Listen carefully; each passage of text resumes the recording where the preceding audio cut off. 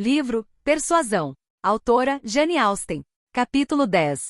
Não poderia deixar de haver outras oportunidades para fazer as suas observações. Pouco depois, Anne encontrou-se vezes suficientes na companhia dos quatro para conseguir formar uma opinião. Teve, contudo, a sensatez de não a manifestar em casa, pois sabia que não iria agradar nem ao marido nem à mulher, uma vez que, embora achasse que Luísa era preferida, tanto quanto ela podia julgar pela recordação e pela sua experiência, o comandante Venvort não estava apaixonado por nenhuma delas. Elas estavam mais apaixonadas por ele, no entanto, isso não era amor. Era uma ligeira febre de admiração que, em alguns casos, talvez pudesse, talvez fosse, mesmo, acabar em amor. Charles Hayter parecia ter se apercebido de ter sido relegado para segundo plano e, no entanto, Henrietta dava por vezes a impressão de se sentir dividida entre os dois. Anne desejava poder dizer-lhes o que se passava e de lhes fazer notar os perigos a que se expunham. Ela não atribuía qualquer malícia a nenhum deles, e constituía para ela motivo de satisfação acreditar que o comandante Venvort não tinha a mínima noção do sofrimento que estava a provocar. Não havia nos seus modos qualquer ar de triunfo, nem de triunfo associado à pena. Ele, provavelmente, nunca tinha ouvido falar nas pretensões de Charles Hayter, nem nunca imaginara que elas existissem. Ele só procedera mal em aceitar as atenções, pois a palavra correta era aceitar, das duas jovens ao mesmo tempo. Depois de uma breve luta, porém, Charles Hayter pareceu abandonar o campo. Passaram-se 3 dias sem que viesse a Uppercross, o que constituiu uma notável transformação. Ele tinha até recusado um convite para jantar, e quando o Sr. Musgrove o encontrou com uma pilha enorme de livros à sua frente, o Sr. e a Sra. Musgrove acharam que algo errado se passava e comentaram com rostos graves que ele se matava a estudar. Mary tinha esperança e fé em que ele tivesse recebido uma recusa definitiva por parte de Henrietta,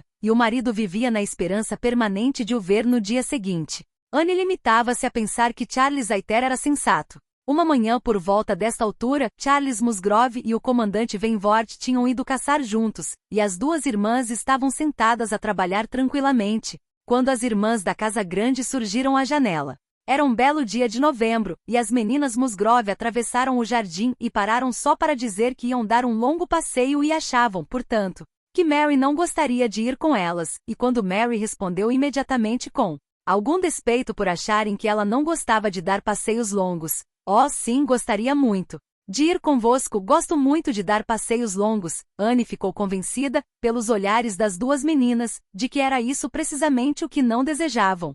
Ela sentiu-se de novo admirada com o tipo de necessidade que os hábitos familiares pareciam produzir, de tudo ser comunicado, de tudo ser feito em conjunto, por mais indesejado e inconveniente que isso fosse. Ela tentou dissuadir Mary de ir, mas em vão, e assim achou melhor aceitar o convite muito mais cordial que as meninas Musgrove lhe fizeram para que também fosse, pois poderia ser útil para voltar para trás com a irmã ou diminuir a sua influência em qualquer plano que elas tivessem em mente.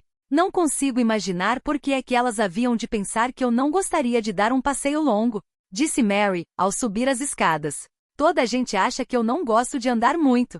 E, no entanto, elas não teriam ficado satisfeitas se eu me tivesse recusado a acompanhá-las. Quando nos vêm convidar assim de propósito, como podemos recusar? No momento em que elas iam sair, os cavalheiros regressaram. Tinham levado um cão novo que lhes estragara o desporto e os tinha feito voltar cedo.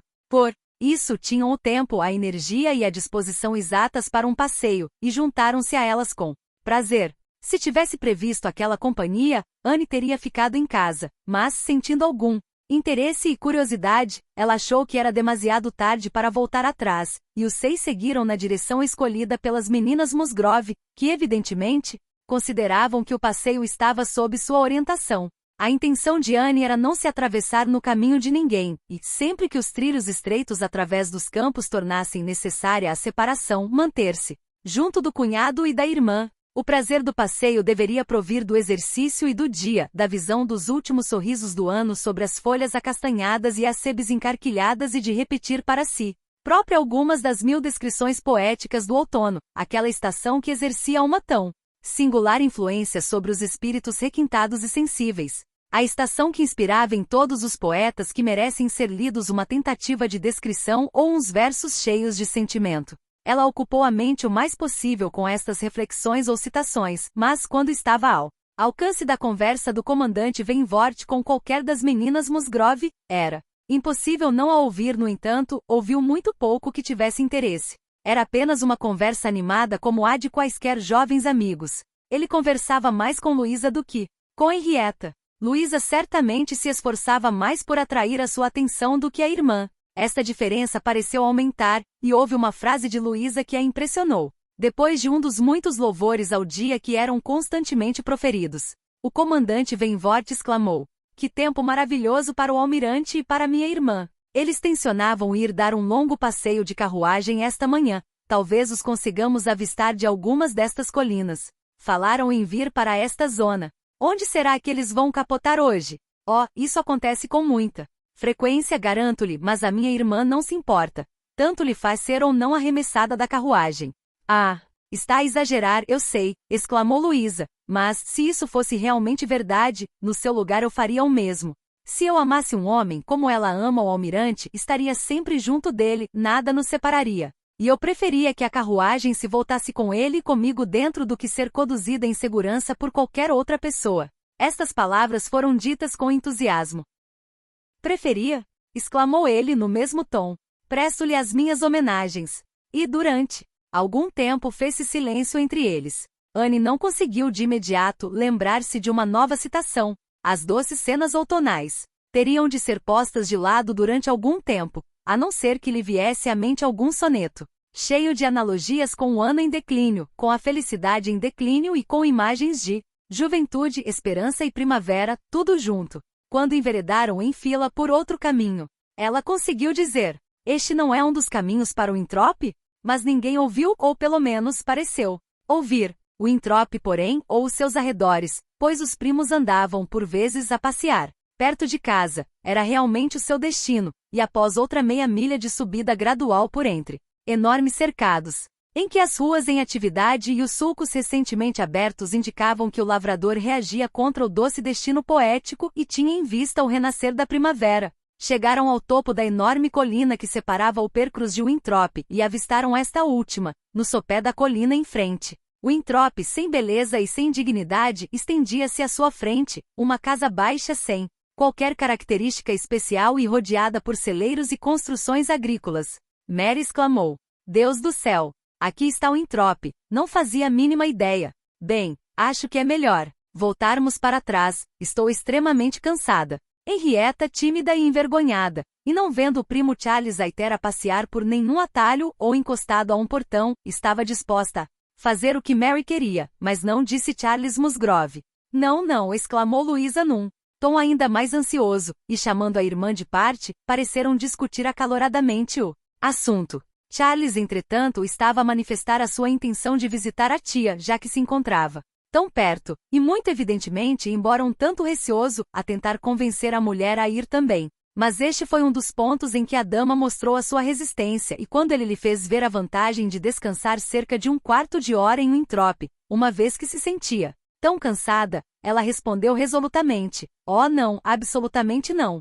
Subir outra vez a colina faria mais mal do que o bem que lhe faria sentar-se", e pelo seu ar e atitude, era óbvio que não iria. Após uma breve sucessão de debates e consultas deste gênero, ficou acordado entre Charles e as irmãs que ele e Henrietta desceriam rapidamente até lá para fazerem uma curta visita de alguns minutos à tia e aos primos, enquanto o resto do grupo os aguardaria no topo da colina. Luísa pareceu ser a principal organizadora do plano, e enquanto ela os acompanhava pouco na descida da colina, ainda a conversar com Henrietta, Mary aproveitou a oportunidade para olhar desdenhosamente em volta e dizer ao comandante Venvort: "É muito desagradável termos parentes destes, mas garanto-lhe que em toda a minha vida, não estive em casa deles mais de 2 vezes." A única resposta que recebeu foi um sorriso forçado de condescendência, seguido de um olhar desdenhoso que ele lhe lançou ao afastar-se e cujo significado Anne conhecia perfeitamente. O cimo da colina em que ficaram era um local agradável. Luísa voltou, e Mary, tendo encontrado um lugar confortável para se sentar, no degrau de um valado, sentiu-se satisfeita enquanto teve toda a gente à sua volta. Mas quando Luísa levou consigo o comandante Venvort para ir procurar avelãs que tivessem ficado esquecidas numa sebe próxima, e elas Deixaram, a pouco e pouco, de os ver e ouvir. Mary deixou de estar contente, aborreceu-se com o local em que estava sentada. Tinha certeza de que Luísa encontrara um melhor algures e nada pôde impedi-la de ir também procurar outro. Ela passou o mesmo portão, mas não conseguia vê-los. Anne encontrou um local agradável para ela, num talude seco e soalheiro, debaixo da sebe, onde ela sabia que eles se encontrariam, algures. Mary sentou-se durante algum tempo, mas não estava bem. Tinha a certeza de que Luísa encontrara um lugar melhor em qualquer outro local, e continuaria a procurá-la até encontrar. Anne, realmente muito cansada, ficou contente por se poder sentar, e pouco depois ouviu Comandante Venvort e Luísa na sebe atrás de si, a fazerem o caminho de regresso ao longo da espécie de túnel bravio que se formara no meio. Eles conversavam enquanto se aproximavam. Distinguiu primeiro a voz de Luísa. Ela parecia estar no meio de um animado discurso.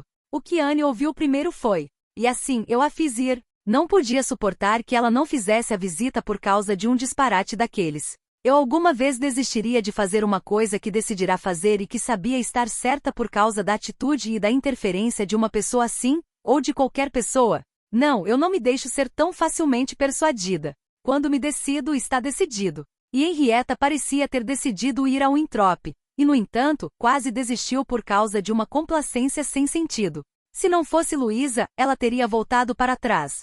Teria sim, quase me sinto embaraçada por ter de o dizer. Que sorte a dela ter um espírito decidido como o seu por perto. Depois do que acabou de me dizer e que apenas confirmou o que eu próprio já observara na última vez que estive ao pé dele. Não preciso de fingir que não compreendo o que se está a passar. Vejo que o que estava em causa era mais do que uma visita matinal de cortesia à vossa tia, e se ela não tiver a determinação suficiente para resistir a interferências sem sentido em ninharias como esta, coitado dele, e dela também, quando se tratar de coisas realmente importantes. Quando se virem perante circunstâncias que exijam coragem e força de espírito. A sua irmã é uma pessoa simpática, as estou a ver que não tem a sua firmeza e determinação de caráter. Se dá valor à conduta e felicidade dela, infunda-lhe a maior firmeza de espírito que puder. Mas isto é, sem dúvida, o que sempre fez. O pior defeito de um caráter fraco e indeciso é que não se pode confiar na influência que exercemos sobre ele. Nunca se pode ter a certeza de que uma boa impressão seja duradoura. Toda a gente a pode alterar. Quem quiser ser feliz tem de ser firme. Aqui está uma avelã, disse ele, apanhando uma de um ramo alto. Tomemo-la como exemplo, uma bela avelã, brilhante, que com o dom da sua força original, sobreviveu a todas as tempestades do outono. Nem um buraquinho, nem um ponto fraco em toda ela. Enquanto muitas das suas irmãs caíram e foram pisadas, prosseguiu ele num tom de divertida solenidade.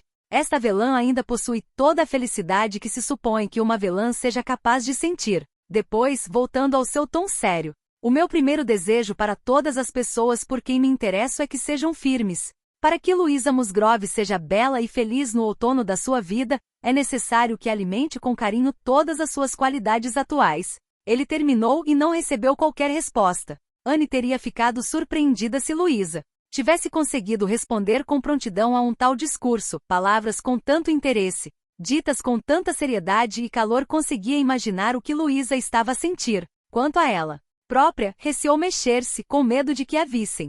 Enquanto permanecesse onde estava, um arbusto de azevinho rasteiro protegia-a, e eles estavam a afastar-se. Antes de deixar de os poder ouvir, porém, Luísa voltou a falar. Mary é uma pessoa bastante boa em muitos aspectos, disse ela, mas por vezes irrita-me. Imenso, com toda a sua tolice e orgulho, o orgulho dos Elliot. Ela tem muito do orgulho dos Elliot. Nós preferíamos que Charlie se tivesse casado com Anne. Suponho que sabe que ele queria casar com Anne. Após uma breve pausa, o comandante Venvort disse. Quer dizer que ela não aceitou? Oh, sim, certamente que sim. Quando é que isso sucedeu? Não sei exatamente porque eu e Henrietta andávamos no colégio nessa altura, mas creio que foi cerca de 1 ano antes de ele se ter casado com Mary. Quem me dera que ela o tivesse aceitado.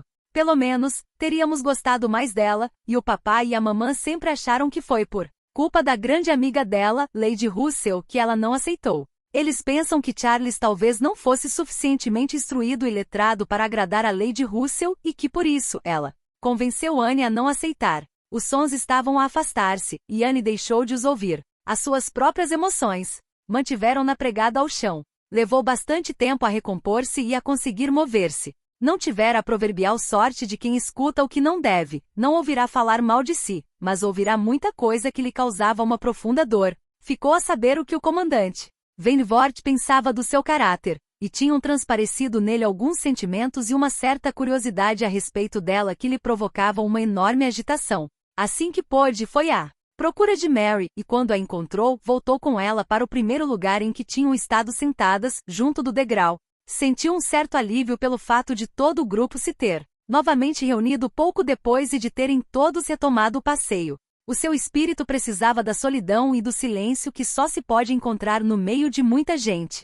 Charles e Henrietta voltaram, trazendo com eles Charles Hayter, como se poderia calcular. Anne não tentou compreender os pormenores do que se passará, e pareceu que estes não foram relatados nem mesmo ao comandante Venvort, mas tinha havido um recuo por parte do cavalheiro e alguma concessão por parte da dama, e não restava qualquer dúvida de que eles se sentiam contentes por se encontrarem juntos de novo. Henrietta parecia um pouco envergonhada, mas muito satisfeita, e Charles Hayter extremamente feliz, e quase a partir do momento em que iniciaram o regresso ao Percrus, dedicaram-se exclusivamente um ao outro. Tudo indicava. Agora que o comandante Venvort escolhera Luísa, nada era mais evidente, e quando era necessário o grupo dividir-se, e mesmo quando não era, eles seguiam lado a lado, quase com tanta frequência como os outros dois. No extenso prado em que havia muito espaço para todos eles, seguiram assim divididos, formando 3 grupos distintos. E Anne estava necessariamente incluída no grupo dos 3 que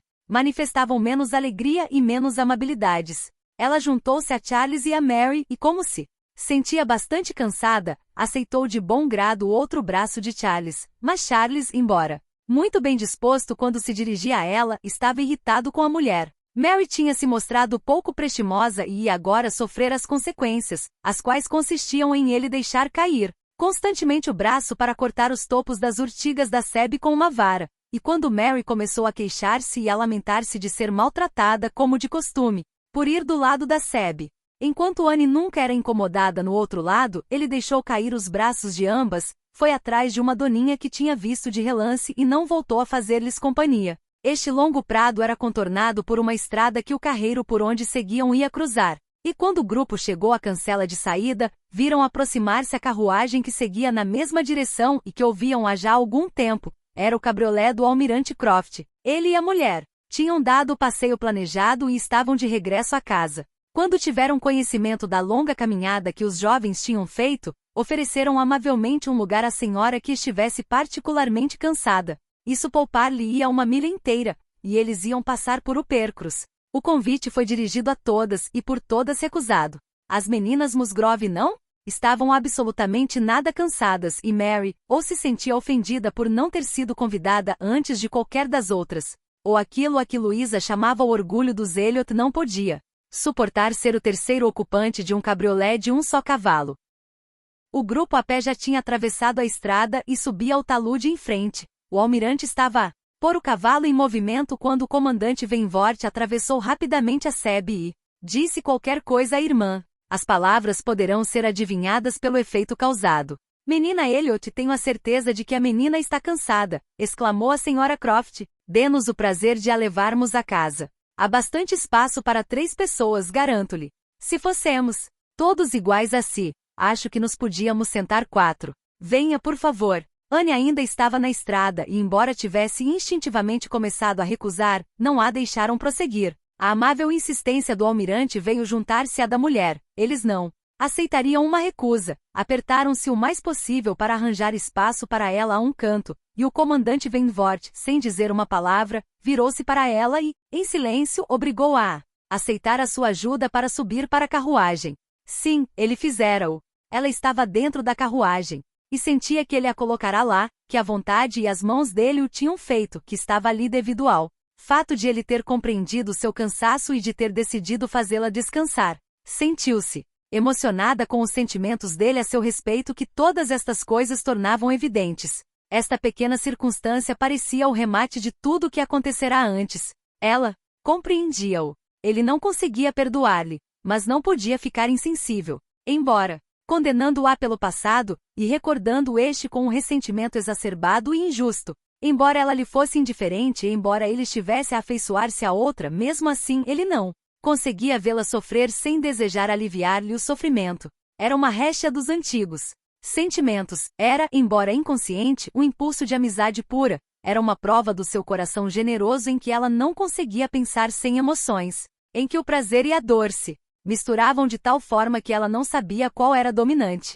As suas respostas à gentileza e aos comentários dos companheiros foram, a princípio, dadas sem pensar. Tinham já percorrido metade do caminho ao longo da estrada rural quando começou a escutar com atenção o que eles diziam. Viu que conversavam sobre Frederic. Ele certamente tenciona casar com uma daquelas duas meninas, Sophie dizia o almirante, mas não sei qual. Acho que ele já anda atrás delas há tempo suficiente para se decidir. Ah, isto é, resultado da paz.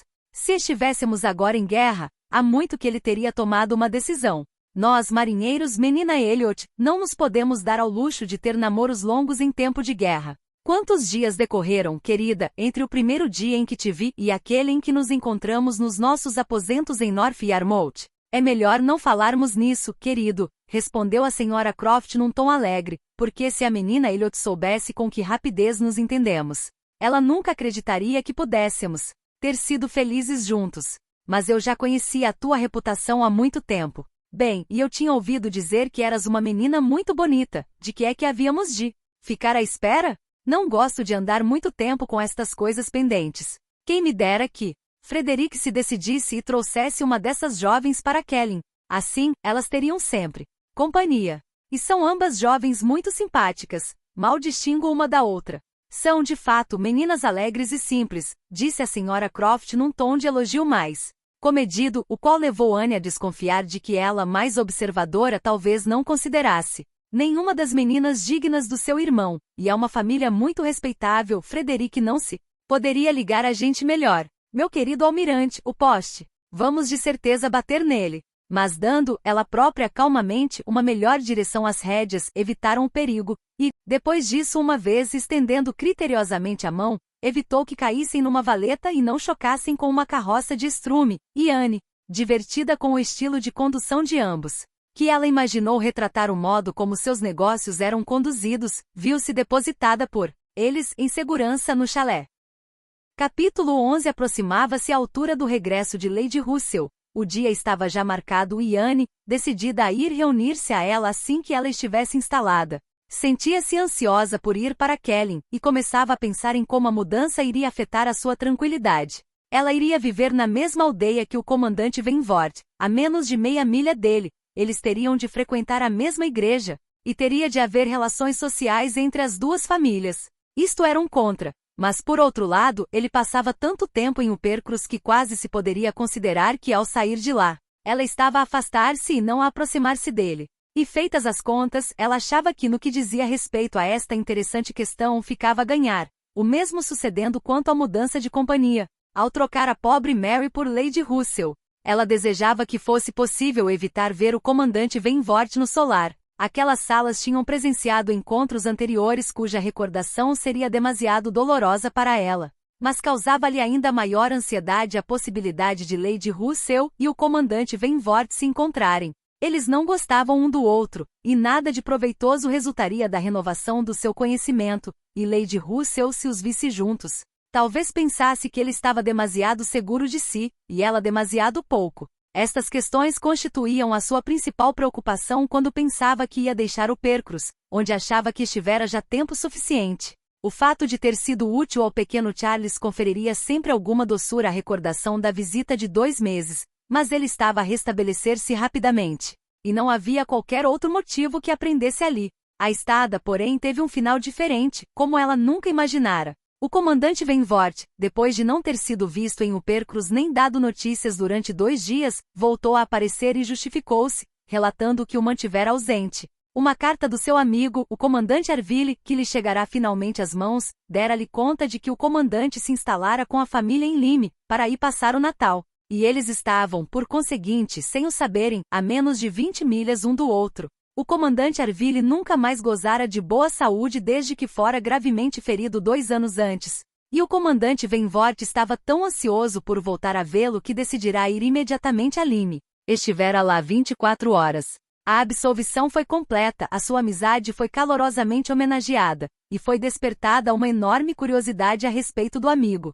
E a sua descrição das belas paisagens em redor de Lime foi escutada com tanto interesse que o resultado foi um enorme desejo de eles conhecerem Lime e um projeto de um passeio até lá. Os jovens estavam ansiosos por conhecer Lime. O comandante Venvort falou em voltar lá outra vez. Ficava apenas a 17 milhas de Upercruz. Embora estivessem em novembro, o tempo não estava mal. E em resumo, Luísa, que era a mais ansiosa dos ansiosos, tinha decidido ir, além do prazer de fazer o que queria. Ela estava agora fortalecida com a ideia de que era meritório não ceder e assim, rebateu todas as razões do pai e da mãe para adiarem o passeio até o verão. Deste modo, decidiram ir a Lime, Charles, Mary, Anne, Henrietta, Luísa e o comandante Venvort. O primeiro plano, bastante insensato, era irem de manhã e voltarem à noite, mas o Sr. Musgrove não concordou com ele, por causa dos cavalos, e pensando racionalmente, um dia de meados de novembro não deixaria muito tempo para ver um novo local, depois de deduzidas 7 horas para ir e vir, como a natureza do terreno exigia. Por conseguinte, eles passariam lá à noite e só deveriam voltar no dia seguinte, à hora do jantar. Isto foi considerado uma alteração considerável, e embora se tivessem reunido todos na casa grande a uma hora muito matutina e tivessem partido pontualmente, passava muito do meio-dia quando as duas carruagens, a do Sr. Musgrove com as 4 senhoras e o cabriolé de Charles em que este levava o comandante Venvort, desciam a longa colina para Lime e entravam na rua, ainda mais íngreme da cidade em si. Era evidente que só teriam tempo de dar uma vista de olhos em redor antes de a luz e o calor do sol desaparecerem.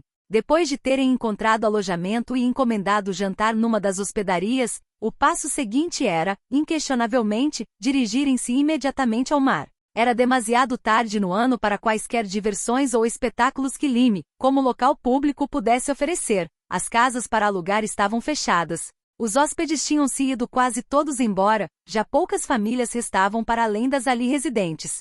E como não havia nada para admirar nos edifícios em si, os olhos dos viajantes espraiaram-se pela magnífica localização da cidade, pela rua principal, que parecia correr apressadamente para a água pelo caminho até o Cobb, que rodeava a pequena e agradável baía que na época alta se animava com barracas e banhistas. Pelo Cobb em si, as suas maravilhas e novos melhoramentos, com a bela linha de rochedos a alongar-se para o leste da cidade. E só um estranho muito estranho não veria os encantos dos arredores próximos de Lime e teria vontade de os conhecer melhor. As paisagens de Charmouth, Corchi os seus belos parques e longas extensões de terreno, e ainda mais, a encantadora e tranquila baía rodeada de rochedos escuros, onde os fragmentos de rochas no meio da areia fazem dela o melhor local para ver a maré encher, para ficar assentado em contemplação, os bosques da alegre aldeia de Ap, Lime com inúmeras variedades de árvores, e sobretudo Pine com os seus abismos verdejantes no meio de rochas românticas, em que as árvores da floresta e os pomares de luxuriante exuberância afirmam que muitas gerações se devem ter sucedido desde que a primeira queda parcial do rochedo preparou a terra para esta maravilhosa e encantadora paisagem, que se compara favoravelmente com paisagens semelhantes da famosa ilha de Vigd. Estes locais têm de ser visitados e revisitados, para se poder compreender o valor de Lime. O grupo de Upercruz desceu a rua, passando pelas casas agora desertas e de aspecto melancólico, e continuando a descer, encontrou-se pouco depois à beira-mar. Ali, demorou-se um pouco, como todos os que são dignos de contemplar o mar se devem demorar a contemplá-lo quando o voltam a ver. Seguiram depois em direção ao Cobb, igualmente um objetivo em si, devido ao relato do comandante Venvort, pois os Arville tinham se instalado numa pequena casa próxima da base do Velho Mole, de data desconhecida. O comandante Venvort foi visitar o amigo, tendo os outros prosseguido o passeio e ele, ficado de ir ter com eles ao Cobb. Não se tinham ainda cansado de se maravilhar e de admirar, e nem sequer Luísa parecerá achar que se tinham separado do comandante Venvort há muito tempo quando viram vir ter com eles, acompanhado por 3 pessoas que já conheciam bem de nome, o comandante e a senhora Arville e um comandante Benwick, que estava hospedado em casa deles. O comandante Benwick tinha, há algum tempo, sido primeiro-tenente do Lavonia, e a descrição que o comandante Venvort fizera dele quando regressara de Lime, os calorosos elogios que lhe fizera como um excelente jovem e oficial que ele sempre prezara, tinham granjeado a estima de todos os ouvintes. Aquela descrição fora seguida de uma breve história da sua vida privada, o que o tornou muitíssimo interessante aos olhos das senhoras. Ele tinha estado noivo da irmã do comandante Arville e agora chorava a sua morte. Eles tinham ficado 1 ano ou 2 à espera de fortuna e promoção. A fortuna chegou uma vez que, como tenente, a sua percentagem do dinheiro resultante da venda das presas marítimas era elevada. A promoção veio também finalmente. Mas Fanny Arville não chegou a sabê-lo. Morrera no ano anterior, enquanto ele estava no mar. O comandante Venvort achava que era impossível um homem gostar mais de uma mulher do que o pobre Benwick gostara de Fanny Arville, ou sofrer mais com a terrível situação. Ele considerava que a sua maneira de ser era das que mais sofrem, aliando sentimentos muito fortes a modos calmos, sérios e retraídos, um gosto pela leitura e ocupações sedentárias. Para completar o interesse da história, a amizade entre ele e os Arville parecia, se é que isso era possível, ter aumentado com o acontecimento que pôs termo a todas as perspectivas de parentesco, e o comandante Benwick vivia agora com eles. O comandante Arville alugara a casa por meio ano. Os seus gostos, saúde e rendimentos levarão-no a escolher uma casa barata junto do mar, e a magnificência da região e o sossego de Lyme no inverno pareciam adaptar-se exatamente ao estado de espírito do comandante Benwick. A simpatia e a estima que sentiam pelo comandante Benwick era enorme. E no entanto, disse Anne para si própria enquanto avançavam para cumprimentar o grupo, talvez o seu coração não esteja mais pesaroso que o meu. Não acredito que tenha perdido a esperança para sempre. Ele é mais novo que eu, mais novo em sentimento se não, de fato, mais novo na idade. Há de ganhar ânimo e ser feliz com outra. Eles encontraram-se todos e foram apresentados. O comandante Arville era um homem alto e moreno, com um aspecto sensato e bondoso, cocheava um pouco. E devido às feições vincadas e à falta de saúde, parecia muito mais velho que o comandante Ventor. O comandante Benwick parecia ser, e era, o mais novo dos três e era também em comparação com qualquer dos outros, um homem pequeno. Tinha um rosto agradável e um ar melancólico, como se esperava que tivesse, e não participou na conversa. O comandante Arville, embora não tivesse os modos elegantes do comandante, era um perfeito cavalheiro sem afetação, sincero e obsequioso. A senhora Arville, um pouco menos polida que o marido, parecia, porém, ter os mesmos bons sentimentos, e nada podia ser mais agradável que o desejo de ambos de considerarem todo o grupo como seus amigos por serem amigos do comandante Venvort, nem mais hospitaleiro do que a sua insistência para que prometessem jantar com eles. O jantar já encomendado na hospedaria foi, porém, finalmente, embora a contragosto, aceito como desculpa, mas eles pareceram quase magoados por o comandante Venvort ter trazido o grupo a Lyme sem pensar que o mais natural era que jantassem na casa deles. Havia em tudo isto uma tão grande amizade pelo comandante Venvort e um encanto tão fascinante nesta hospitalidade tão invulgar, tão diferente do estilo habitual de troca de convites, dos jantares de formalidades e exibicionismo, que Anne sentiu que o seu estado de espírito não iria beneficiar se conhecesse mais dos seus amigos oficiais. Estes podiam ter sido todos meus amigos, foi o seu pensamento, e teve de lutar contra uma enorme tendência para se sentir deprimida. Depois de deixarem o Cobb, foram todos à casa dos seus novos amigos e encontraram os aposentos tão pequenos que só os que convidam do fundo do coração consideram capazes de acomodar tanta gente. Por um momento Anne ficou admirada, mas foi só um momento e esse espanto em breve se dissipou no meio de sensações mais agradáveis quando reparou nos esforços engenhosos do comandante Arville e no belo trabalho que ele fizera para tirar o maior partido possível do pouco espaço existente, para suprir as deficiências do mobiliário da casa alugada e para proteger as portas e as janelas contra as prováveis tempestades de inverno. Anne sorriu perante a diversidade da decoração dos aposentos em que as peças de mobiliário, essenciais colocadas com indiferença pelo proprietário, contrastavam com algumas peças de madeiras raras, magnificamente trabalhadas e com interessantes e valiosos objetos de todos os países distantes que o comandante Arville visitará. Estava tudo relacionado com a sua profissão, com os frutos do seu trabalho e com a influência deste nos seus hábitos, e a imagem de tranquilidade e felicidade familiar que refletia provocou em Anne uma sensação semelhante à de prazer. O comandante Arville não lia muito, mas ele arranjara um excelente local e fizera umas prateleiras muito bonitas para uma razoável coleção de livros bem encadernados pertencentes ao comandante Benwick. O fato de cochear impedia-o de fazer muito exercício físico, mas um espírito engenhoso e prático parecia mantê-lo constantemente ocupado dentro de casa. Ele desenhava, invernizava, fazia trabalhos de carpintaria, colava, fazia brinquedos para as crianças e inventava lançadeiras e cavilhas aperfeiçoadas, e quando tudo mais estava feito, sentava-se a um canto a fazer uma enorme rede de pesca. Quando saíram da casa, Anne pensou que deixará uma grande felicidade atrás de si. Luísa, que caminhava a seu lado, desatou a tecer elogios exaltados à Marinha, a sua amabilidade, a sua fraternidade, a sua franqueza, a sua retidão, afirmando que estava convencida de que os homens da Marinha tinham mais valor e entusiasmo do que quaisquer homens da Inglaterra, só eles sabiam viver, e só eles mereciam ser respeitados e amados.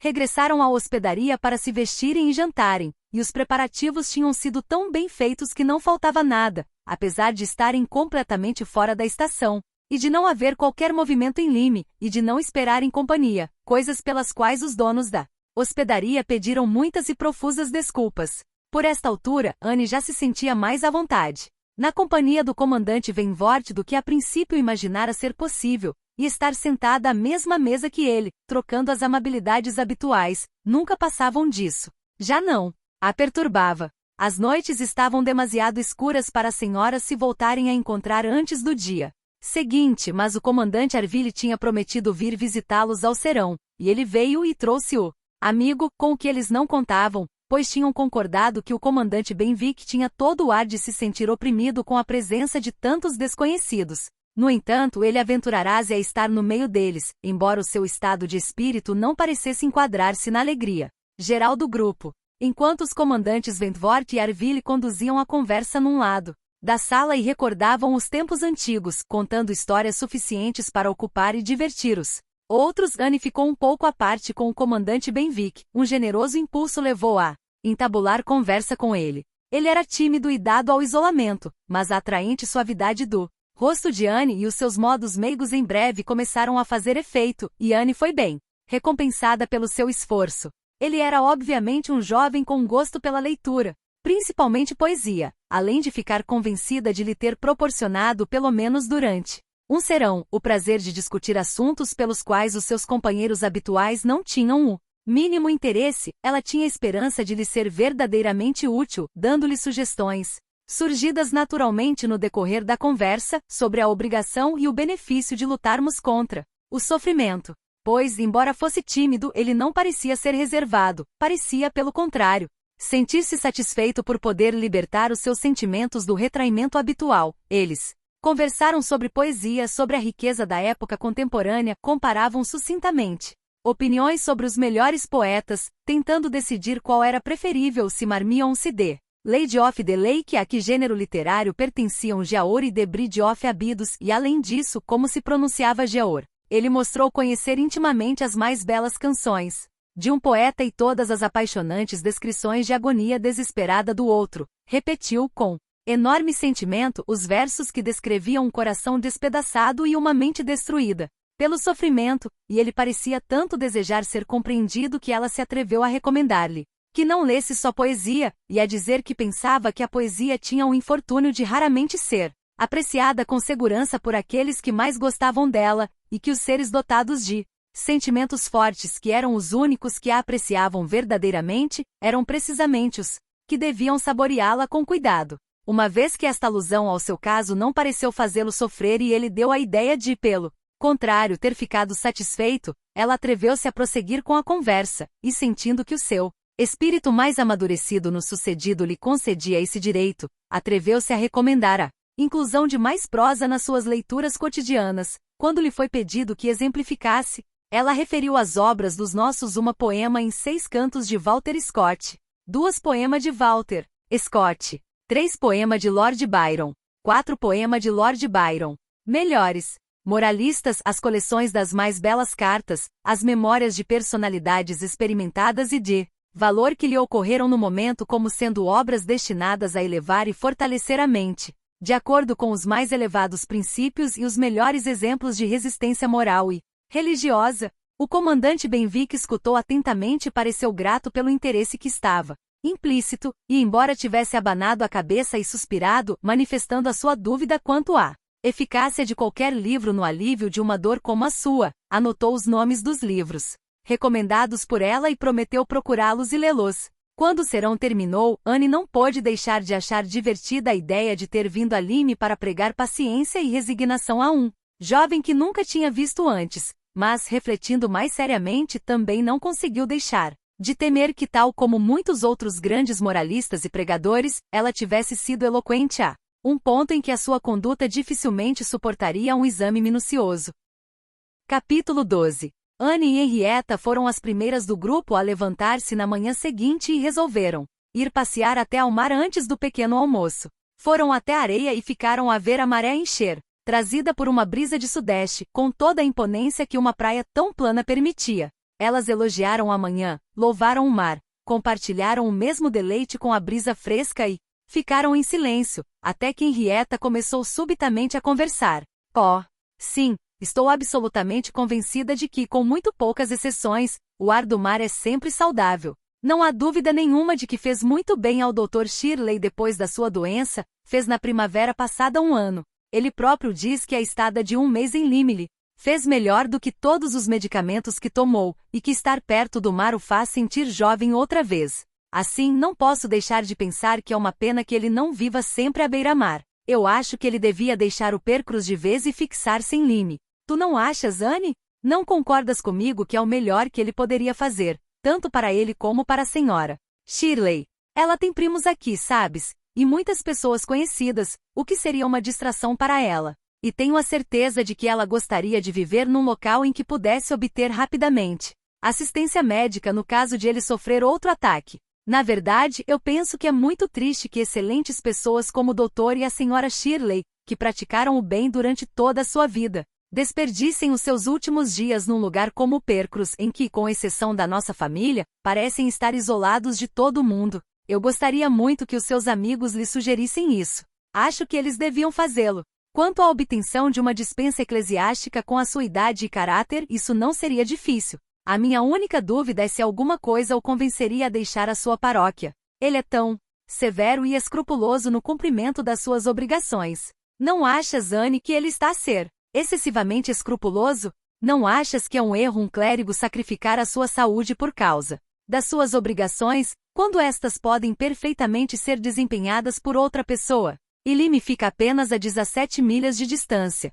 Ele estaria suficientemente perto para poder ouvir quaisquer queixas, se as houvesse. Durante este discurso, Anne sorriu várias vezes para si própria e falou sobre o assunto tão disposta a interessar-se pelos sentimentos de uma jovem como estivera em relação aos de um jovem, embora, neste caso, o mérito fosse menor. Mas que podia ela fazer além de concordar? De um modo geral, ela disse tudo o que era razoável e apropriado sobre o assunto. Concordou, como devia, que o Dr. Shirley tinha direito a descansar. Compreendia como era boa ideia ele ter um jovem ativo e respeitável como coadjutor residente, e teve ainda a delicadeza de aludir às vantagens de um tal coadjutor residente ser casado. Gostava muito, disse Henrietta, muito satisfeita com a sua companheira. Gostava muito que Lady Russell vivesse em Uppercross e fosse amiga do Dr. Shirley. Sempre ouvi dizer que Lady Russell é uma mulher que exerce grande influência sobre toda a gente. Eu sempre a considerei capaz de convencer uma pessoa a fazer qualquer coisa. Eu tenho medo dela, como já te disse antes. Tenho mesmo medo dela porque ela é tão inteligente, mas eu respeito-a muito e gostaria de a ter como vizinha em Uppercross. Anne achou graça à maneira de Henrietta se mostrar grata, bem como ao desenrolar dos acontecimentos e ao fato de os novos interesses dos objetivos de Henrietta terem colocado a sua amiga nas boas graças de um membro da família Musgrove. Ela só teve tempo, porém, para uma resposta vaga e para exprimir o desejo de que houvesse uma mulher assim a viver em Uppercross, quando todos os temas de conversa pararam subitamente ao verem Louisa e o comandante Venvort aproximarem-se deles. Eles tinham ido dar um passeio antes de o pequeno almoço estar pronto, mas Louisa recordou-se logo a seguir de que tinha de ir procurar algo numa loja e convidou-os a irem com ela à cidade. Todos eles se colocaram à sua disposição. Quando chegaram aos degraus que subiam da praia, um cavalheiro que nesse mesmo momento se preparava para descer deu delicadamente um passo atrás e parou para os deixar passar. Eles subiram e passaram por ele. Ao passarem, o rosto de Anne atraiu-lhe a atenção e ele fitou-a com um olhar de interesse e admiração a que ela não pôde ficar insensível. Ela estava com um ótimo aspecto. O vento fresco, batendo-lhe no rosto, tinha restituído a frescura da juventude às Suas feições regulares e muito atraentes e despertar a vivacidade do seu olhar. Era evidente que o cavalheiro, um verdadeiro cavalheiro nos seus modos, a admirou imenso. O comandante Venvort olhou imediatamente para ela de um modo que demonstrava que reparara. Ele lançou-lhe um olhar momentâneo, um olhar perspicaz que parecia dizer: este homem ficou impressionado contigo e até mesmo eu, neste momento, vejo algo de novo em Annie Elliot. Depois de terem acompanhado Luísa nas suas compras e de terem passeado mais um pouco, regressaram à hospedaria, e Annie, quando mais tarde se dirigia apressadamente do quarto para a sala de jantar, quase chocou com o mesmo cavalheiro, quando este saía de um apartamento ao lado. Ela já calculara que ele fosse um forasteiro como eles, e decidirá que um empregado bem parecido que no regresso, tinham visto a passear perto das duas hospedarias. Devia ser o seu criado. O fato de tanto este homem como seu amo estarem de luto reforçara essa ideia. Estava agora confirmado que ele estava hospedado na mesma hospedaria que eles, e este segundo encontro, embora muito breve, demonstrou de novo pelo olhar do cavalheiro que ele a considerava muito bela e pela prontidão e correção das suas desculpas, que era um homem de muito boas maneiras. Parecia ter cerca de 30 anos e, embora não fosse belo, tinha uma figura simpática. Annie pensou que gostaria de saber quem ele era.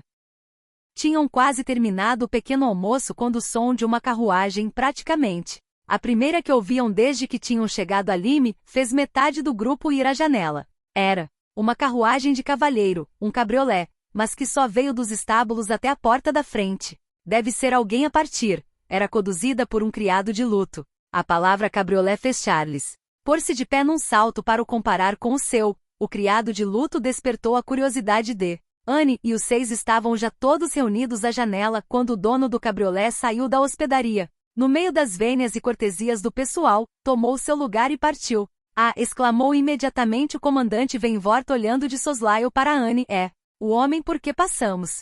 As meninas Musgrove concordaram, e depois de terem ficado todos com simpatia a vê-lo subir a colina até o perderem de vista, voltaram para a mesa do pequeno almoço. O empregado de mesa entrou na sala pouco depois.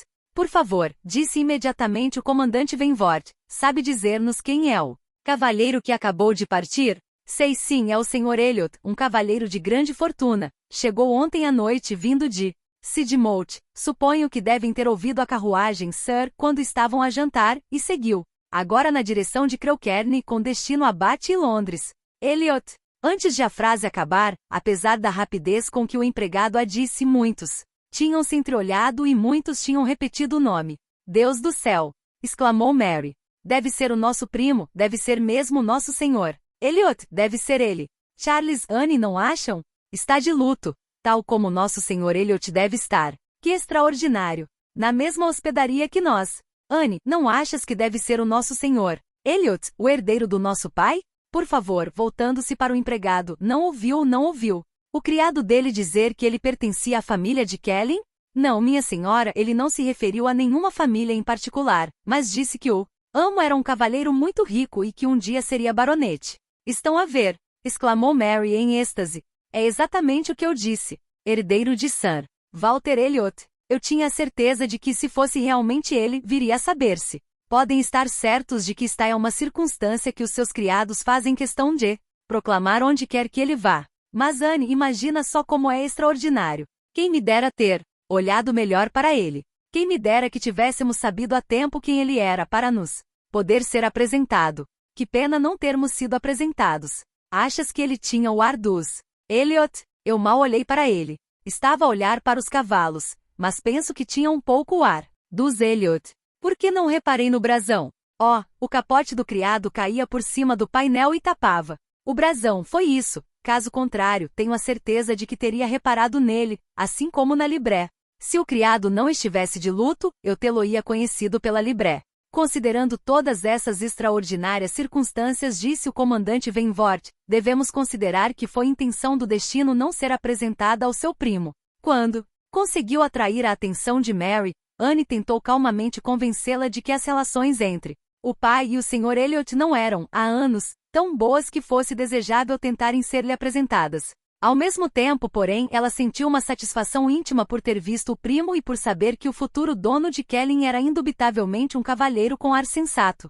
Ela não tinha qualquer intenção de mencionar que se tinha encontrado com ele uma segunda vez. Felizmente, Mary não prestara muita atenção quando passara por ele durante o seu passeio matinal, mas ela teria ficado muito aborrecida ao saber que Anne se tinha esbarrado contra ele no corredor e recebido as suas delicadas desculpas, enquanto ela nunca estivera perto dele. Não, aquele breve encontro entre primos permaneceria um segredo absoluto. Claro, disse Mary, que vais dizer que vimos o Sr. Elliot na próxima vez que escreveres. Para Bat. Penso que o pai devia sabê-lo. Por favor, conta tudo a seu respeito. Anne evitou uma resposta direta, mas esta era exatamente uma circunstância que ela achava que não só era desnecessário comunicar como nem devia ser referida. A ofensa que há muitos anos fora feita ao pai, ela sabia, do quinhão que coubera a Elizabeth, só desconfiava e não havia dúvida de que ambos se irritavam com a mera referência ao Sr. Elliot. Mary nunca escrevia para Bat, o penoso trabalho de manter uma correspondência irregular e pouco satisfatória com Elizabeth recaía sobre Anne. Tinham terminado o pequeno almoço há pouco tempo quando o comandante e a Sra. Arville apareceram acompanhados pelo comandante Benwick, com quem tinham combinado dar um último passeio em Lyme. Eles tensionavam partir para o Percruz antes da 1 hora e, entretanto, estariam juntos e ao ar livre o máximo de tempo possível. Anne viu que o comandante Benwick se aproximou dela assim que se encontraram todos na rua. A conversa da noite anterior não o dissuadira de voltar a procurar a sua companhia, e eles caminharam juntos durante algum tempo a conversar como antes, de Walter Scott e de Lord Byron, continuando incapazes, tão incapazes como quaisquer outros dois leitores, de ter a mesma opinião sobre os méritos de qualquer deles, até que algo provocou uma alteração quase geral no grupo, e em vez do comandante Benwick, ela teve o comandante Arville a seu lado. A menina Elliot, disse ele falando em voz baixa, cometeu uma bela ação fazendo aquele pobre homem falar tanto. Quem me dera que ele tivesse a sua companhia mais vezes. É muito mal para ele, eu sei, ser fechado como é. Mas que havemos de fazer? Não nos podemos separar. Não, disse Anne. Acredito que seja impossível, mas com o decorrer do tempo talvez. Nós sabemos como o tempo atua em todos os casos de sofrimento, e deve ter em mente, comandante Arville, que o desgosto do seu amigo pode ser considerado relativamente recente. Foi só no verão passado, segundo creio. Sim, é verdade, disse ele com um profundo suspiro, foi só em junho. E ele talvez não tenha tido logo conhecimento. Só o soube na primeira semana de agosto, quando chegou à casa vindo do cabo. Acabava de tomar conta do Grappler. Eu estava em Plymouth, ansioso por ter notícias dele, mas o Grappler tinha ordens para ir para Portsmouth. As notícias deviam segui-lo até lá, mas quem iria dar-lhes? Eu não tinha coragem. Ninguém conseguia fazê-lo a não ser aquele bom companheiro, e apontou para o comandante Wainwright. O Lavonia tinha chegado a Plymouth na semana anterior. Não havia perigo de ser enviado de novo para o mar. Quanto ao resto, ele resolvera arriscar-se, pediu uma licença, e sem aguardar pela resposta, viajou noite e dia até chegar a Portsmouth, e assim que lá chegou, dirigiu-se para o Grappler a remo e não saiu de junto do pobre rapaz durante uma semana. Foi o que fez. Ninguém mais conseguiria salvar o pobre James. Pode imaginar, menina Elliot, como ele nos é querido. Anne conseguia, na realidade, imaginá-lo perfeitamente e disse-o em tantas palavras quantas as suas emoções lhe permitiram ou as dele eram capazes de escutar, pois ele pareceu demasiado comovido para continuar a conversar sobre o assunto. Quando falou de novo foi sobre uma coisa totalmente diferente.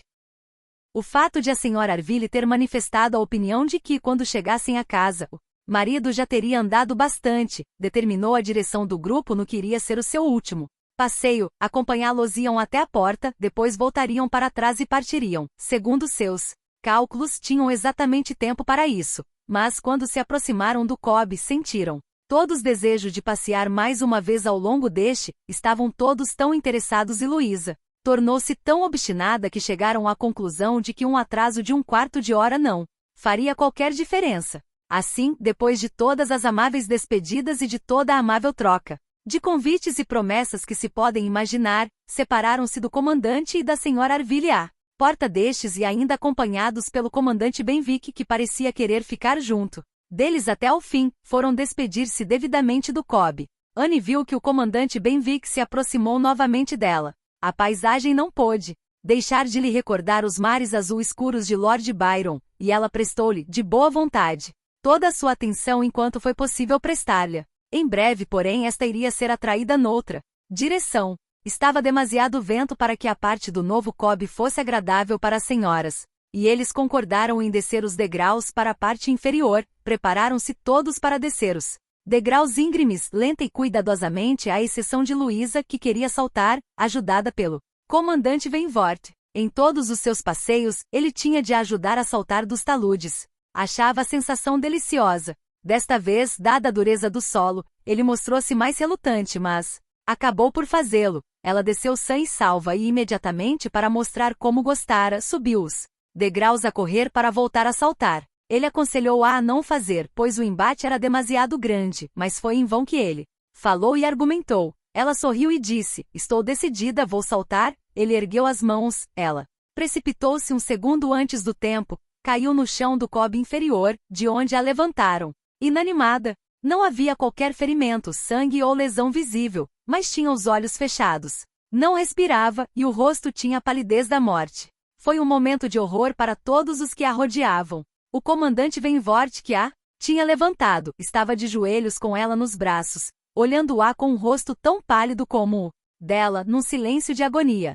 Ela está morta, gritou Mary, agarrando-se ao marido e contribuindo, juntamente com o seu próprio horror, para que ele se mantivesse imóvel, e um minuto depois, Henrietta, vencida pela mesma convicção, perdeu também os sentidos, e teria caído se o comandante Benwick e Anne não a tivessem segurado. Não há ninguém que me ajude? Foram as primeiras palavras soltadas pelo comandante Venvort, num tom de desespero, como se a sua força se tivesse esgotado. Vá ter com ele, exclamou Anne, pelo amor de Deus, vá ter com ele. Eu consigo segurá-la. Sozinha. Deixe-me vá ter com ele. Esfregue as mãos dela, friccione-lhe as têmporas. Aqui estão os meus sais. Tome-os, tome-os. O comandante Benwick obedeceu enquanto Charles, ao mesmo tempo, se desvencilhava da mulher. Aproximaram-se ambos dele. Luísa foi levantada e, apoiada com mais firmeza, fizeram tudo o que Anne dissera, mas em vão. O comandante Venvort encostou-se cambaleante à parede para se apoiar, exclamando em tom de agonia: oh, meu Deus! O pai e a mãe dela. O médico, disse Anne. Esta palavra pareceu despertá-lo de imediato, e disse: é verdade, o médico imediatamente. E estava a afastar-se rapidamente, quando Anne sugeriu ansiosamente: o comandante Benwick, não seria melhor ir o comandante Benwick? Ele sabe onde encontrar um médico. Todos os que estavam em condições de pensar acharam que era a melhor ideia e, um minuto depois, foi tudo feito em movimentos rápidos. O comandante Benwick tinha confiado a pobre figura, que parecia um cadáver, aos cuidados do irmão, partindo rapidamente para a cidade. Quanto ao infeliz grupo que ficará, não era possível dizer qual dos três que se encontravam na posse de todas as suas faculdades sofria mais: o comandante Venvort, Anne, ou Charles, que na realidade era um irmão muito afetuoso e estava inclinado por cima de Luísa, soluçando amargamente, só conseguindo tirar os olhos de uma irmã para ver outra sem sentidos, ou presenciar a agitação histérica da mulher, pedindo-lhe uma ajuda que ele não podia dar. Anne, tratando Henrietta com toda a firmeza, zelo e preocupação que o instinto lhe aconselhava, tentava ainda, regularmente, confortar os outros, acalmar Mary, animar Charles e acalmar os sentimentos do comandante Venvort. Ambos pareciam aguardar as suas instruções. Anne, exclamou Charles, que vamos fazer a seguir? Pelo amor de Deus, que vamos fazer? Os olhos do comandante Venvort também se voltaram para ela. Não seria melhor levá-la para a hospedaria? Sim, tenho a certeza, levem-na com cuidado. Para a hospedaria. Sim, para a hospedaria, repetiu o comandante Venvort, relativamente controlado e ansioso por fazer qualquer coisa.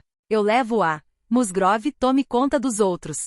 Nesta altura, já o relato do acidente se tinha espalhado entre os trabalhadores e barqueiros à volta do Cobb, e tinham se juntado muitos à sua volta para serem úteis, se necessário, e também para gozarem o espetáculo de uma jovem morta, não, duas jovens mortas, pois a realidade era 2 vezes melhor do que o primeiro relato. Henrietta foi confiada a algumas das pessoas com melhor aspecto, pois, embora tivesse recuperado parcialmente os sentidos, ela não se conseguia mover, e assim, com Anne a seu lado e Charles a tomar conta da mulher, puseram-se a caminho, pisando de novo o chão porque muito pouco tempo antes, tinham passado tão cheios de alegria. Ainda não tinham saído do Cobb quando os Arville vieram ao seu encontro. Tinham visto-o Comandante Benwick passara a correr pela sua casa, com uma expressão que mostrava que algo errado se passava, e eles tinham saído imediatamente, informando-se e orientando-se à medida que se dirigiam ao local. Embora impressionado, o comandante Arville trazia consigo sensatez e calma que puderam ser imediatamente úteis, e um olhar entre ele e a mulher decidiu o que iria ser feito. Ela devia ser levada para a casa deles, deviam ir todos para a casa deles e esperar pela chegada do médico ali. Ele não prestou atenção a quaisquer escrúpulos, foi obedecido, ficavam todos debaixo do seu teto. Luísa, de acordo com instruções da senhora Arville, foi levada para cima e colocada na sua própria cama, e a todos que deles precisavam, o marido prestou apoio, serviu refrescos e deu sedativos. Luísa tinha aberto os olhos uma vez, mas voltou a fechá-los pouco depois, sem ter recuperado a consciência. Isto já fora, contudo, uma prova de vida útil para a irmã, e a agitação da esperança e do medo evitou que Henrietta voltasse a perder os sentidos, embora se sentisse totalmente incapaz de estar no mesmo quarto que Luísa. Também Mary estava a ficar mais calma. O médico chegou mais cedo do que parecia possível. Enquanto ele a examinava, sentiram-se dominados pelo terror, mas ele não se mostrou desanimado. A cabeça tinha sofrido uma pancada grande, mas ele já vira recuperações de pancadas mais graves. Não estava absolutamente nada desanimado, ele falava num tom satisfeito. O fato de ele não considerar o caso desesperado de ele não ter dito que tudo terminaria dentro de poucas horas, excedeu, a princípio, a esperança da maior parte deles. Pode, pois, imaginar-se a felicidade que sentiram, a sua alegria silenciosa e profunda depois de dirigirem a Deus algumas fervorosas exclamações de gratidão. Anne teve a certeza de que nunca se esqueceria do tom, da expressão com que o comandante Benwick disse, graças a Deus, nem como, mais tarde, ele ficou sentado, debruçado sobre a mesa com os braços cruzados e a cabeça escondida, como se sentisse dominado pelas várias sensações da alma e tentando acalmá-las através da oração e pela meditação. Os membros de Luísa estavam intactos. Só a cabeça ficara magoada. Era agora necessário que o grupo decidisse o que devia fazer quanto à situação. Já conseguiam falar uns com os outros e trocar opiniões. Não havia dúvida de que Luísa tinha de permanecer onde estava, por mais que custasse aos seus amigos envolver os Arville no problema. Era impossível transportá-la para outro local. Os Arville silenciaram todos os escrúpulos, tanto quanto lhes foi possível, toda a gratidão.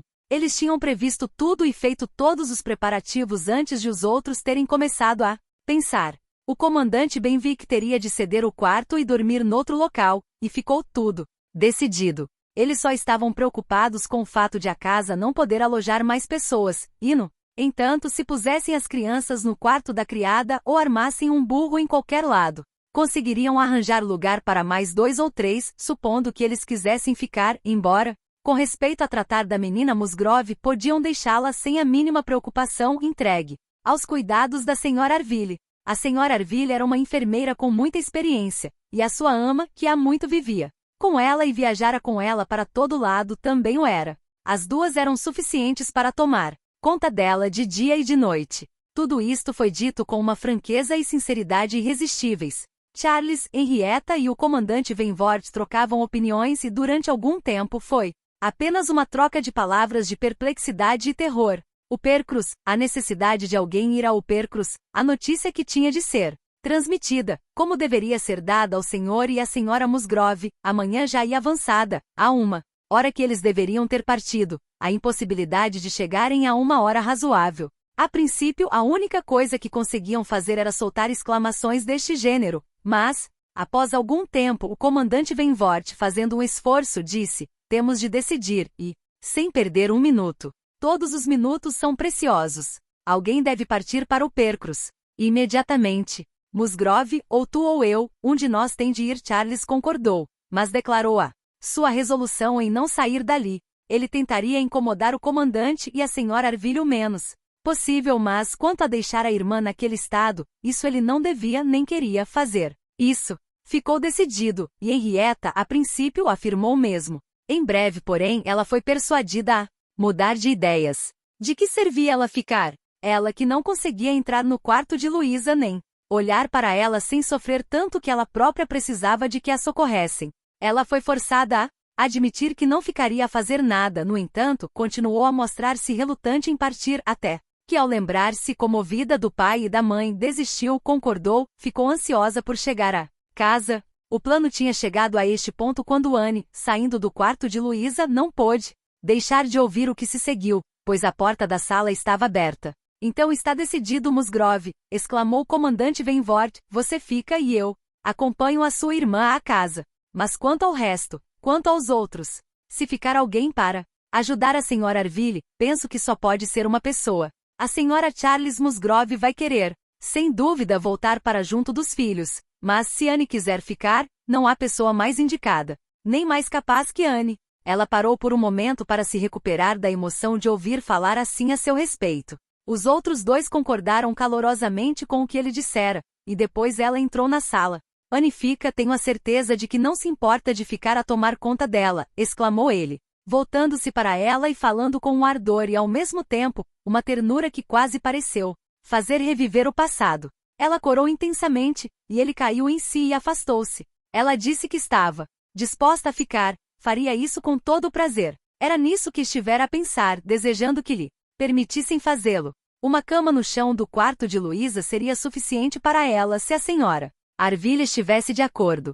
Mais uma coisa e tudo parecia resolvido. Embora fosse desejável que o senhor e a senhora Musgrove se sentissem de antemão, um tanto alarmados com a demora, o tempo que os cavalos de o Percrus levariam a fazer a viagem de regresso seria um terrível prolongamento da expectativa.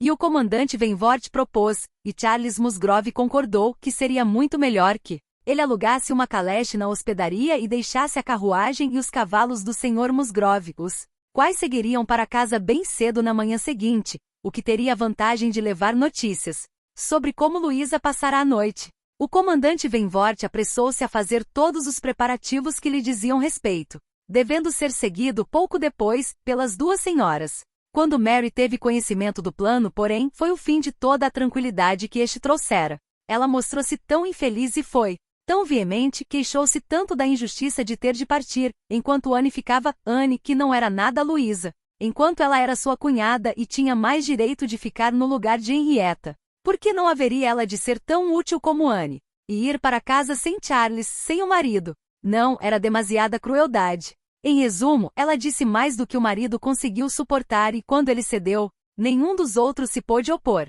Não havia nada a fazer. A troca de Mary por Anne era inevitável. Anne nunca se sentirá tão relutante em ceder às exigências ciumentas e injustas de Mary, mas teve de ser, e eles partiram para a cidade, Charles tomando conta da irmã, e o comandante Benwick acompanhando-a ela. Enquanto caminhavam apressadamente, ela recordou por um momento as pequenas circunstâncias que os mesmos locais tinham presenciado nessa manhã. Ali tinha ela escutado os planos de Henrietta para a partida do Dr. Shirley de o Percrus. Mais à frente, vira o Sr. Elliot pela primeira vez. Parecia-lhe que a única coisa a que conseguia dedicar mais de um momento era a Luísa e aos que estavam envolvidos no seu bem-estar. O comandante Benwick mostrava-se bastante atencioso para com ela, e unidos como todos pareciam estar pela angústia do dia, ela sentiu uma simpatia crescente em relação a ele, bem como o prazer em pensar que a mesma talvez resultasse na continuação das suas relações. O comandante Venvort aguardava-as com uma caleche tirada por duas parelhas que, para maior conveniência, estava parada na parte mais baixa da rua, mas a surpresa e o aborrecimento que ele evidenciou com a substituição de uma irmã pela outra a mudança operada. No seu rosto, o espanto, as expressões que surgiam e eram dominadas enquanto escutava o relato de Charles provocaram em Anne uma reação dolorosa, ou pelo menos, convenceram-na de que ela era apreciada apenas na medida em que podia ser útil a Luísa. Tentou mostrar-se calma e ser justa. Sem querer imitar os sentimentos de Emma para com o seu Henry, ela teria, por causa dele, tratado de Luísa com um zelo acima do exigido pela simples amizade, e esperava que ele não seria, por muito tempo, tão injusto que supusesse que ela se recusaria desnecessariamente a ajudar uma amiga. Entretanto, ela sentou-se na carruagem. Ele tinha ajudado as duas a subir e colocará-se no meio delas, e deste modo, nestas circunstâncias cheias de espanto e emoções para Anne, ela deixou Lyme. Como decorreria a longa viagem, como esta iria afetar os modos de ambos, como iria ser a conversa entre eles, eram coisas que ela não podia prever. Foi tudo muito natural, porém, Ele ocupou-se de Henrietta, voltando-se sempre para ela, e quando falou, fê-lo sempre com o objetivo de acalentar as suas esperanças e de animar, de um modo geral, a sua voz e os seus modos eram estudadamente calmos. O seu objetivo principal parecia ser poupar qualquer agitação a Henrietta. Apenas uma vez, quando ela se queixava do infeliz e malfadado último passeio ao Cobb, lamentando que se tivessem lembrado de o dar, ele desabafou, como se sentisse completamente dominado pela emoção. Não fale nisso, exclamou ele. Oh, meu Deus! Se eu não tivesse cedido no momento fatal, se eu tivesse agido como devia. Mas ela é tão impaciente e obstinada. Querida, doce Luísa, Anne perguntou a si própria se em algum momento lhe viera a ideia pôr em causa a legitimidade da sua opinião anterior a respeito da felicidade e da vantagem da firmeza de caráter, e se não lhe ocorrerá que, tal como todas as outras qualidades morais, esta devia ter as suas proporções e limites. Ela pensou que ele não poderia deixar de pensar que, por vezes, um temperamento maleável concorria tanto para a felicidade como uma personalidade obstinada. Avançaram rapidamente. Anne ficou surpreendida ao reconhecer tão cedo as colinas e os objetos que lhe eram familiares. A velocidade a que seguiam, aumentada pelo receio do que iria acontecer à chegada, fazia a estrada parecer metade do caminho do dia anterior. Estava já anoitecer, porém, quando chegaram aos arredores de Uppercross. Há algum tempo que se fizera um silêncio total entre eles. Henrietta recostara-se a um canto, com o rosto coberto por um chale, dando aos outros a esperança de ter chorado até adormecer. Quando subiam a última colina, o comandante Venvord dirigiu-se subitamente a Anne. Numa voz baixa e cautelosa, disse: tenho estado a pensar na melhor maneira de agirmos. Ela não deve aparecer primeiro. Não o suportaria. Tenho estado a pensar se não seria melhor Anne ficar com ela na carruagem, enquanto eu vou dar a notícia ao senhor e à senhora Musgrove. Acha que é um bom plano? Ela concordou. Ele ficou satisfeito e não disse mais nada. Mas a recordação daquele apelo causou-lhe prazer. Era uma prova de amizade, de deferência perante a opinião dela, um grande prazer, e, ainda que tenha sido uma espécie de prova de despedida, isso não diminuiu o seu valor. Depois de a infeliz notícia ter sido comunicada em Uppercross e de se ter certificado de que o pai e a mãe estavam tão refeitos do choque como era possível esperar, e de que a filha se sentia melhor por estar junto deles, ele anunciou a sua intenção de regressar a Lyme na mesma carruagem, e depois de os cavalos terem comido a sua ração, ele partiu. Gostou do vídeo? Se sim, deixe seu gostei, se inscreva no canal. E até o próximo vídeo.